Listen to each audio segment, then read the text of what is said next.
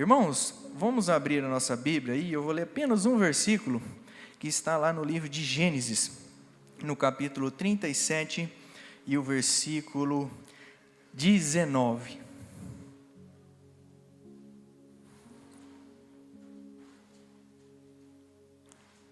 Trazer uma meditação rápida para a gente aqui nessa noite.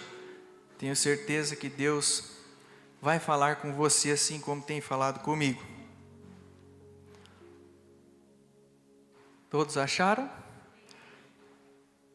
Olha lá, o versículo que todo mundo conhece, uma história muito conhecida. Disseram uns aos outros, lá vem o grande sonhador. Disseram uns aos outros, eis lá vem o sonhador mor. Na minha versão está assim, sonhador mor, aquele que sonha bastante. Amém? Podeis assentar. Irmãos, eu vou falar nessa noite sobre sonhos. E eu acho algo interessante, porque dificilmente eu tenho sonhos durante a noite. Quem aqui tem sonhos? Sonha bastante? Pouco? Eu dificilmente tenho sonhos ultimamente, mas eu já tive muitos sonhos. E muitas vezes a gente dorme, sonha aquele sonho, a gente acorda talvez com uma situação meio apavorante, e às vezes a gente volta a dormir e novamente a gente se encontra naquele sonho. Quem já aconteceu isso? Já aconteceu comigo. Quem aqui já sonhou mais de uma vez o mesmo sonho? Já aconteceu. Muitas vezes. E aqui nesse texto nós vamos falar sobre uma pessoa que sonhava. Ele tinha sonhos. E esses sonhos eram da parte de Deus. Se a gente pegar na ciência, a ciência vai explicar os sonhos.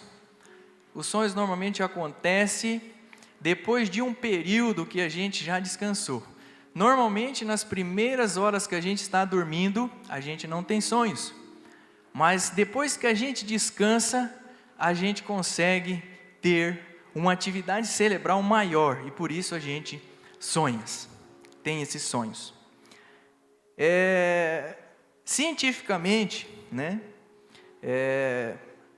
Freud vai dizer, ele é um psicólogo, uma pessoa neurologista austríaco, Freud, e ele vai dizer que os sonhos noturnos são gerados na busca pela realização de um desejo reprimido. Talvez aquilo que você tenha desejado, isso você vai sonhar durante a noite. Eu estava pensando a respeito desses sonhos, e eu me lembrei de um período que eu estava estudando cálculo na faculdade, eu sonhava em realizando uma determinada equação para fazer uma demonstração. Talvez eu tentasse o dia todo e não conseguia fazer aquilo. E à noite eu sonhei e aquele sonho abriu a minha mente e no outro dia eu consegui fazer. Talvez tenha acontecido aqui com você. Muitas vezes eu estudava talvez para uma prova e a hora que eu sonhava com uma determinada questão e quando eu ia fazer a prova, essa questão estava lá. Já aconteceu, Gustavo? Normalmente acontece. Por quê? Porque isso está ali na tua mente, está ali no seu desejo, está ali na sua informação, está ali na sua formação. Talvez tenha sonhos que não vão acontecer nada, ou não vão mudar nada, não é nenhum desejo teu que você tenha esse sonho. Mas tem sonhos que vêm da parte de Deus. Eu estava ministrando e estudando sobre esse assunto, E terça-feira a gente veio aqui na oração e eu vi a Noeli, conversei com ela, vi o Rafael, de pertinho ali na reunião de oração, e essa noite eu sonhei com eles, mais um sonho aleatório. Sonhei que eu estava num campo e a Noeli estava por ali e o Rafael estava dirigindo uma colheitadeira. Eu falei, mas o Rafael não está sabendo pilotar essa colheitadeira, Talvez esses sonhos não tenham significado, talvez é porque eu vi eles, Mas tem sonhos que são da parte de Deus, e esses sonhos que são importantes para nós. E nesse texto aqui nós vamos ver a história de José. Esse menino de 17 anos que a Bíblia reporta aqui, no capítulo 37, vai dizer a respeito que ele era um sonhador. Ele era o 11º filho de Jacó. E ele era filho de Raquel, que era a esposa mais amada por quem Jacó trabalhou muitos anos. 7 anos, seu sogro enganou, e ele trabalhou 14 anos para ter ali o casamento com Raquel. E José era amado pelo seu pai Jacó, e ele fez ali uma túnica muito bonita, uma roupa caprichada. E isso despertou a inveja dos seus irmãos. Seus irmãos viam ele ali, viam que ele era mais tratado, que ele era mais bem cuidado, e que Jacó tinha um amor por isso. E eles tinham inveja. E José, ele vivia ali normalmente, sem que nada tivesse acontecendo, e talvez, muitas vezes, nem sabia que seus irmãos estavam invejando. A gente talvez vai analisar e falar assim, mas os irmãos de José tinham mérito em invejar José, porque Jacó dava tudo para ele, cuidava dele, amava mais ele, mas eu tenho certeza que Jacó amava mais ele, porque entendia os propósitos do Senhor. E certo dia, José teve um sonho, e ele chega pela manhã e conta para seus irmãos. Sonhei que nós estávamos colhendo trigo, ia juntando os feixes, e os 11 feixes de vocês se inclinavam para o meu feixe. Eu vejo aqui talvez uma ingenuidade de José. Apesar de futuramente ele ser intérprete de sonhos, neste momento aqui eu tenho certeza que ele não sabia o que ele estava falando. Tanto é que os irmãos decifram os sonhos. Fala assim, acaso nós vamos nos curvar perante você? Nós vamos ser servos de você? Os irmãos sabiam. Eu fico imaginando que José com 17 anos, ele era ainda imaturo e não sabia o que estava acontecendo, mas os seus irmãos já sabiam. Passado mais um dia, José teve outro sonho e ele reporta mais esse sonho. Ele fala sobre as estrelas do céu e o sol e a lua. E ele diz que essas estrelas, o sol e a lua se inclinavam perante ele. E neste sonho, Jacó, ele ouve José contar esse sonho. E Jacó, entendedor de sonhos, porque ele já teve sonhos, ele já teve visões, ele repreende José. Fala, acaso eu e tua mãe e a nossa casa vamos se prostrar diante de você? Mas ele, esbravejando ali, guardou aquilo consigo, o texto vai dizer. E passado algum tempo, Jacó envia José para o campo, onde seus irmãos estavam pastoreando as ovelhas. E aí acontece esse versículo que nós lemos. Lá vem o sonhador mor. Seus irmãos estavam invejando, estavam ali arrumando um motivo para se livrar dele, e disse assim, vamos nos livrar dele rapidamente, vamos dar um jeito nele, e jogaram ele dentro de um poço. Esses sonhos, esses projetos, essas visões que você tem, não vai se cumprir aqui, vamos acabar com isso. Apesar de José não saber o que esses sonhos significavam, seus irmãos sabiam, mas os seus irmãos, movidos de ódio, acabaram colaborando para que os sonhos de José se tornassem uma realidade. A palavra de Deus diz lá em Romanos 8, 28, que todas as coisas cooperam para o bem daqueles que amam a Deus, daqueles que são chamados segundo o seu propósito. Outra coisa importante, irmãos, é que Deus, quando Ele quer realizar algo, Ele vai realizar algo na nossa mente primeiro. O pastor Takemi sempre prega aqui a respeito de Romanos 12, 2, que a gente deve transformar a nossa mente. As coisas que vão acontecer, primeiro vão acontecer na nossa mente. Nós vivemos não por vistas, mas por fé. E tudo isso Deus estava formando ali na mente de José, tudo aquilo que ele poderia ver e tudo aquilo que ele poderia ser no seu futuro. O que você vê hoje não pode limitar aquilo que Deus tem para você no futuro. Muitas vezes a gente fica sem sonhos, sem projetos, sem realizações, porque a gente não para visualizar na mente o projeto que Deus tem estabelecido para nós. E o primeiro ponto dessa mensagem que eu gostaria de dizer é que os sonhos de Deus são a visão de futuro para nós.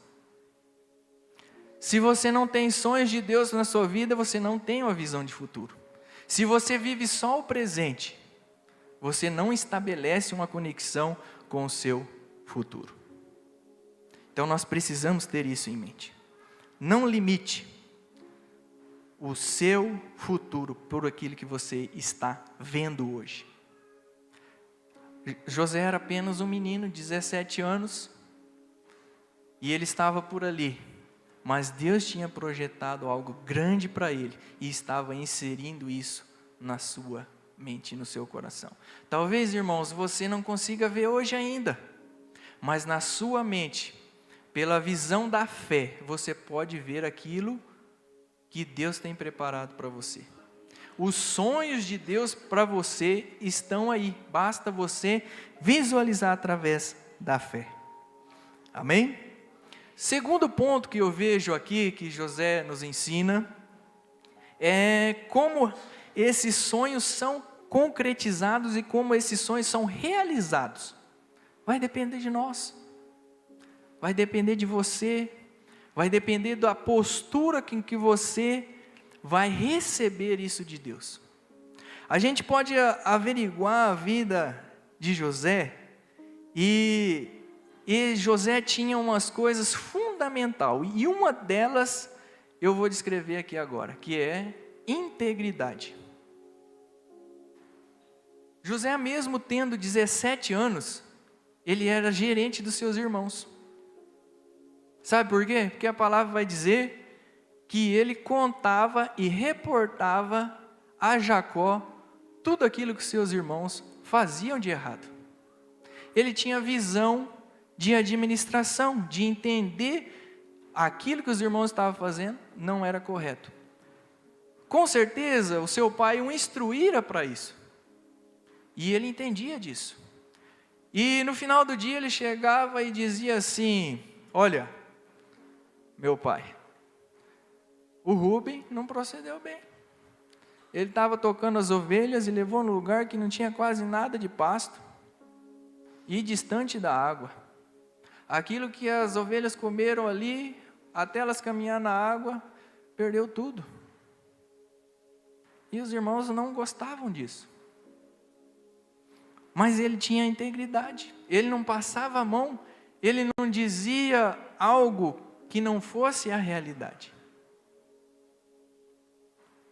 Pouquinho mais para frente, quando ele é vendido, e ele é colocado ali na casa de Potifar, logo Potifar descobre as qualidades dele. A Bíblia vai dizer que Potifar, ele instrui ele na língua. Tem esse detalhe, né? Normalmente a gente fala de José foi para o Egito e tudo bem, não. Ele estudou a língua egípcia, era uma outra língua, era outra cultura, era outra realidade. E Potifar coloca todos os seus bens para José administrar. E tudo fluía bem, e tudo ia bem. Ele tinha uma visão muito ampliada, um conhecimento muito grande, tudo procedia muito bem. Eu creio que nessa integridade dele, ele não catou nada de Potifar que ele poderia pegar, nenhum bem, até mesmo a esposa de Potifar que tenta assediá-lo, ele não comete pecado. Ele continua íntegro. Talvez se ele cometesse o pecado ali com a esposa de Potifar, ninguém descobriria, irmãos. Mas por causa que ele foge, a mulher o denuncia por algo que ele não fez. Jogou ele na prisão, injustamente, mas só ele sabia que era injusto. Para a sociedade egípcia, para a casa do Potifar, para aquela prisão, ele era culpado. Então, irmãos, não importa o que as pessoas pensam a respeito de você, importa o que Deus pensa sobre você. Deus sabe quem você é. Deus sabe o que você faz. E isso sim faz a diferença. Então, José continuou íntegro, sendo íntegro diante da casa de Potifar, da mulher de Potifar e principalmente diante de Deus. Quer outro lugar? Na prisão. Quando ele chega na prisão, o carcereiro pega as chaves e dá para José. Ó José, você é cara administrador, depois que você chegou aqui, as coisas estão organizadas, a comida está 10, o lugar aqui está cheirando lavanda. Então você vai ficar com as chaves. Você está administrando muito bem aqui. Se ele era inocente, irmãos, ele não podia pegar a chave e ir embora? Por que ele não foi? Por causa da integridade. Ele era íntegro. A palavra integridade, ela vem de inteiro. É por completo. Então, é uma coisa que não tem brecha. Não tem ilegalidade nenhuma. O inimigo não consegue adentrar um lugar de integridade. A gente vai ver alguns exemplos na Bíblia, e a gente pode pegar o exemplo do apóstolo Pedro, que Satanás ele pede para dar uma averiguada na vida de Pedro, e Jesus fala para Deus assim, né? Ó Deus, não deixa não, porque o Pedrão aí é meio falho. Ele não é igual Jó, que pode ir lá e cirandar, fazer muitas coisas. A integridade de Pedro já é menos, então não faz isso não, que vai dar erro. Já na vida de Judas, o inimigo não pede autorização, porque Judas tem legalidade. O pastor Takemi já pregou aqui outras vezes, que Judas teve chance de mudar a sua trajetória. Mas de vez em quando ele catava alguns trocados ali, porque ele era o tesoureiro da comitiva, e aquilo ali deu legalidade para Satanás agir na vida dele. Então, irmãos, para que os sonhos de Deus se realizem na nossa vida, nós precisamos ser íntegros diante do Senhor. A integridade vai levar a nós conquistarmos os sonhos que Deus tem para nós. Amém? Terceiro lugar, além dos sonhos revelar uma visão do nosso futuro, além de os nossos sonhos serem realizados pela integridade, por aquilo que nós somos diante de Deus, nós também temos que deixar de lado os desejos do nosso coração.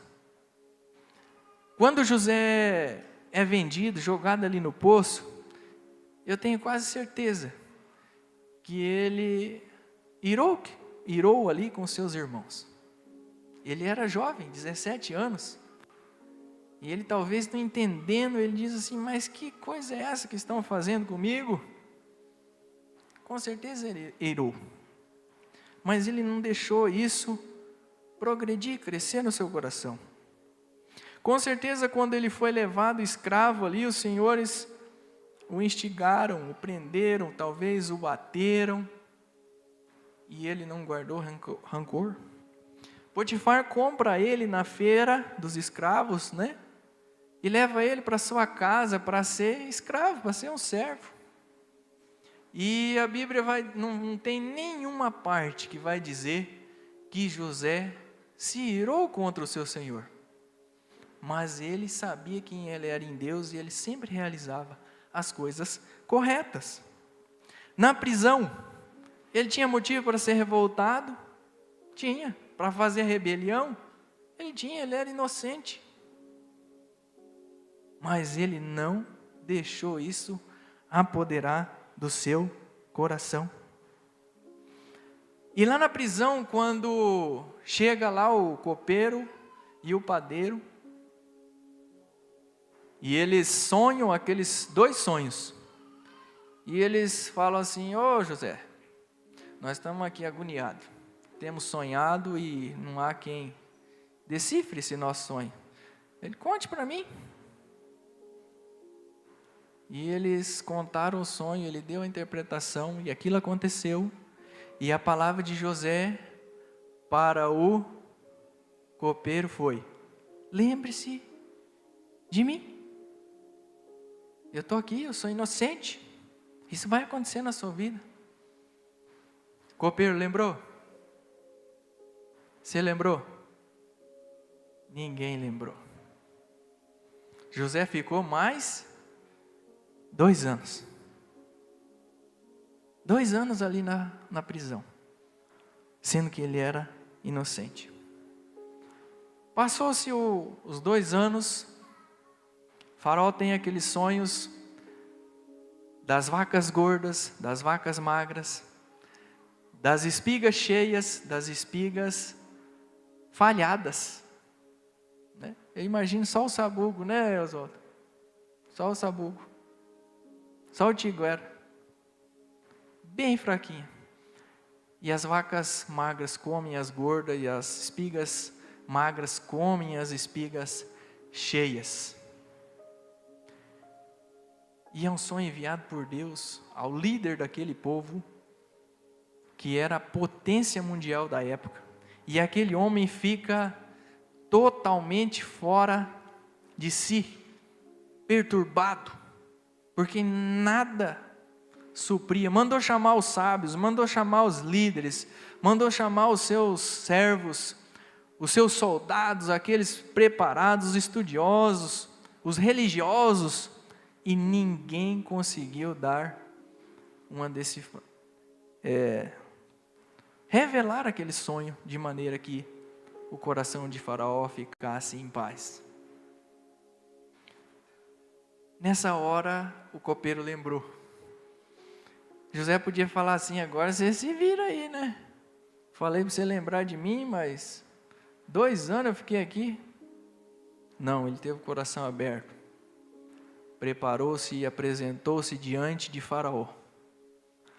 E ele disse, lá no texto, que você pode ler em casa, e os irmãos conhecem, com certeza de cor esse texto, ele diz assim: quem senão o Deus, o meu Deus, o nosso Deus, o Senhor, que pode revelar? Ele que revela, não é ele, né? Ele tira a responsabilidade, ele entende quem ele é.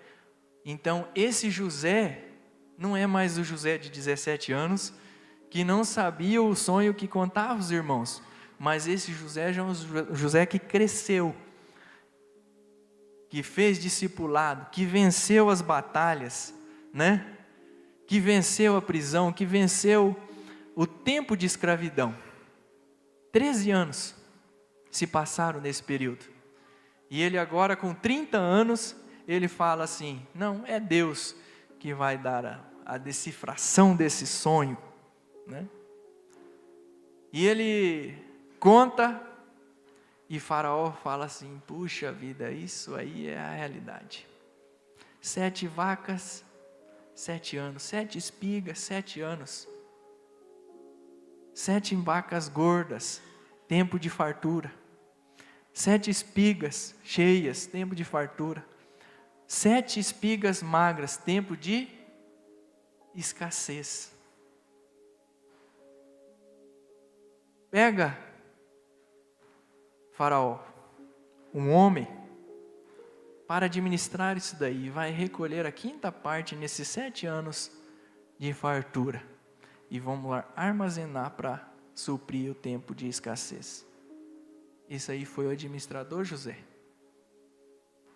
Isso aí foi aquele José que foi treinado na casa de Potifar, lá no rebanho do pai dele, lá na cadeia, suprindo as necessidades, organizando e administrando as coisas.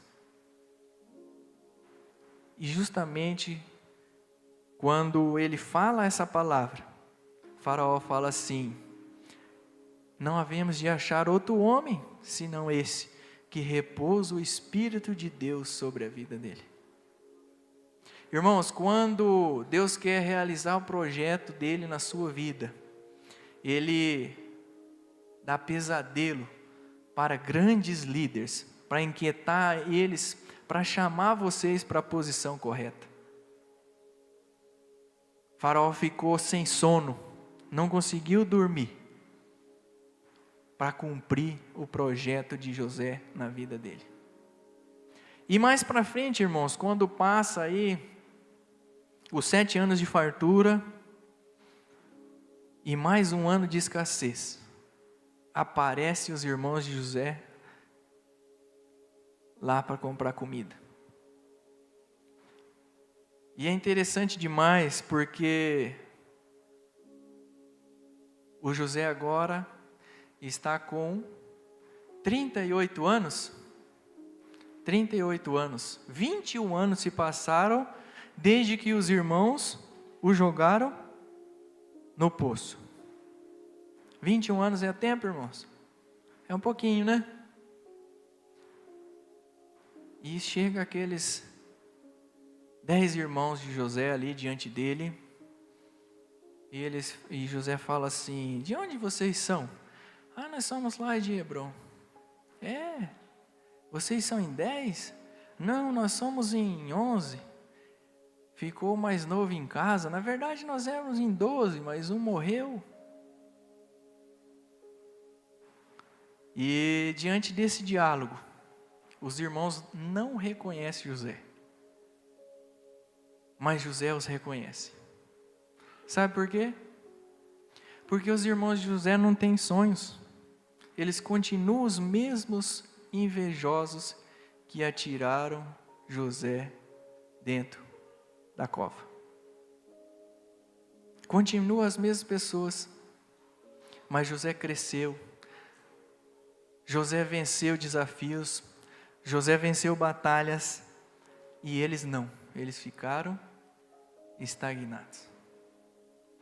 Irmãos, quando os sonhos de Deus vêm sobre a nossa vida, nós devemos fazer aquilo que é correto, não escolher os nossos desejos. O que acontece? José fala assim: manda trazer o Benjamim. Quando Benjamim chega, prende Benjamim. Não, mas não pode. Nosso pai já perdeu um e ele vai morrer se ele perder esse filho mais novo. Aí José fala assim: sou eu, José. Vai lá contar para o nosso pai a mentira que vocês plantaram. O ódio que vocês lançaram sobre mim fez cumprir o projeto de Deus sobre a minha vida e sobre a vida de vocês. Coração generoso, grande de José, perdoando os seus irmãos. Quando a gente entende o projeto de Deus, os sonhos de Deus sobre a nossa vida, a gente vai salvar a nossa família, vai salvar a nossa casa, vai mudar a nossa história. O tempo de escassez vai estar extinto, porque o nosso Deus é quem vai suprir. Amém? Para finalizar, irmãos, eu gostaria nessa noite que você refletisse sobre os sonhos. Lá no livro de Salmo 139, fala a respeito de um livro, quando Deus está formando a nossa vida. E esse livro está escrito tudo aquilo que Deus tem projetado para nós. Lá em Apocalipse, capítulo 20, tem outro livro que vai ser aberto um dia. E o meu desejo é que esses dois livros tenham a mesma leitura. Porque se tiver diferente daquilo que Deus tem projetado, nós estamos escolhendo os nossos sonhos, os nossos desejos e fazendo aquilo que não agrada a Deus. Mas se estivermos alinhados com o nosso Deus, temos uma visão de futuro através dos nossos sonhos, agir com integridade diante de Deus, Deus vai conceder para nós bênçãos sem medidas, soluções, remissão de tudo aquilo que a nossa carne tem feito de errado. Vai solucionar o problema da família. Vai solucionar o seu problema no trabalho, vida financeira.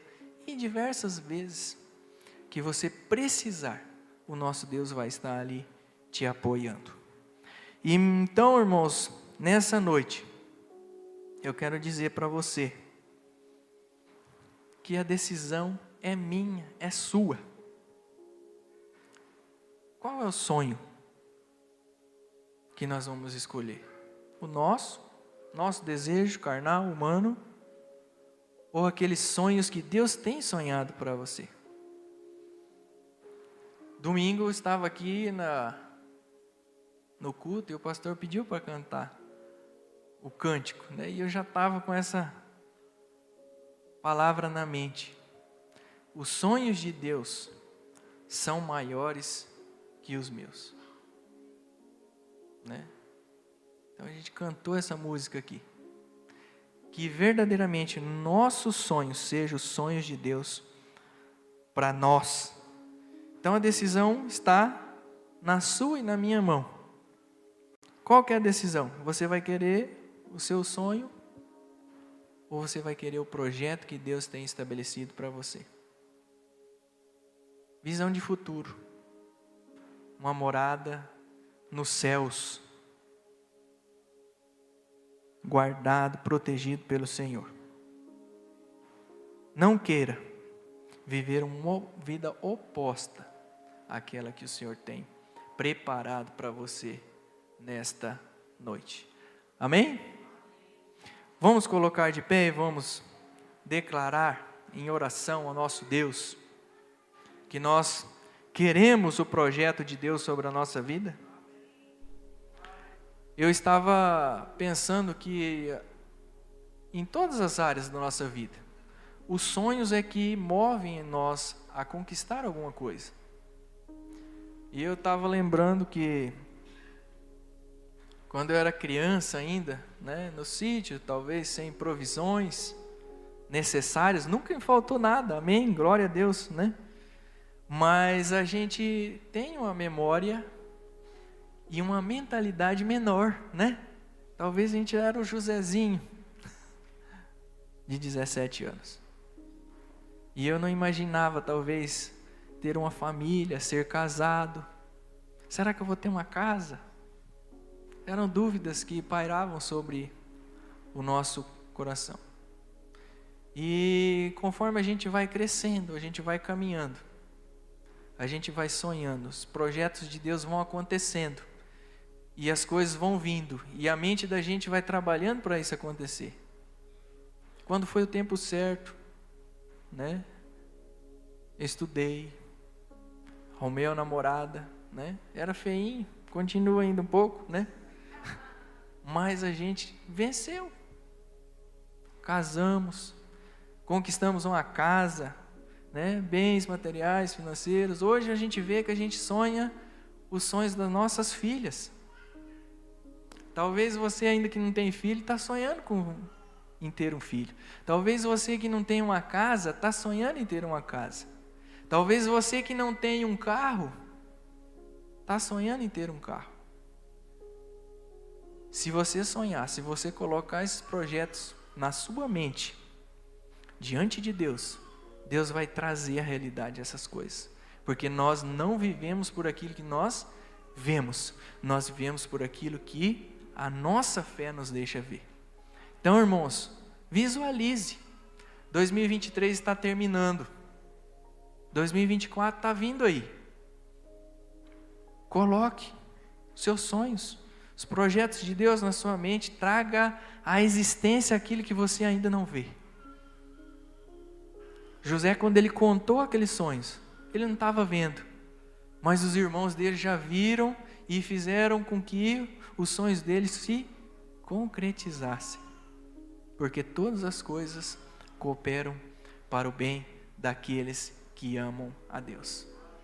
A gente passou aí por um período de pandemia e a gente ficou talvez na casa, muitos sonhos ficaram estagnados, muitos sonhos ficaram ali debaixo. Mas eu quero dizer para você hoje que Deus que prometeu sonhos e projetos para você, Ele cumpre. Se não cumprir é porque nós não desempenhamos diante dele aquilo que era para desempenhar. Quando Deus lança uma promessa para você, a palavra dele não volta atrás. Talvez você que vai dizer que não quer.